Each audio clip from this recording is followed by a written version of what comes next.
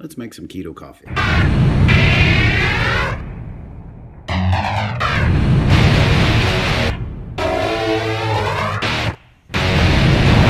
Alright, one of my favorite things to make on keto is keto coffee. This is something that I make every day. Sometimes I will have this 2 to 3 times a day because it's really delicious. I love the flavor, just love the macros in it. It just turns out perfect every time. So I'm gonna break it down, the ingredients, how much I take of each, and what the macros are at the end. I sweeten it with 2 little packets of Splenda. I will use unsalted butter. Now the grass-fed unsalted butter is the best, but this was cheaper and it'll do for now.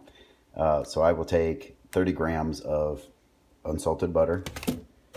I will take 30 grams of heavy whipping cream, and I will use 10 grams of macadamia nut oil. You can use olive oil, coconut oil, avocado oil, whatever. I just happen to use this one.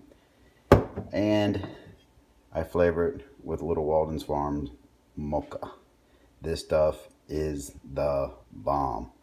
When you combine all these together, it is very good. So I'm going to mix all this up and make the coffee, and we'll be back. All right, the coffee just finished brewing.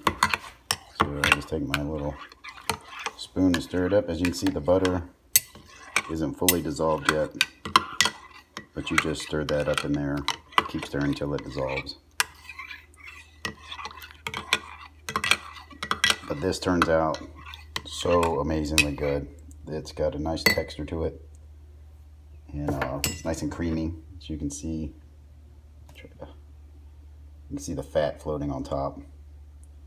But the butter adds a nice texture, nice creamy smoothie taste to it. So definitely give it a try. You will love keto coffee. It is the bomb.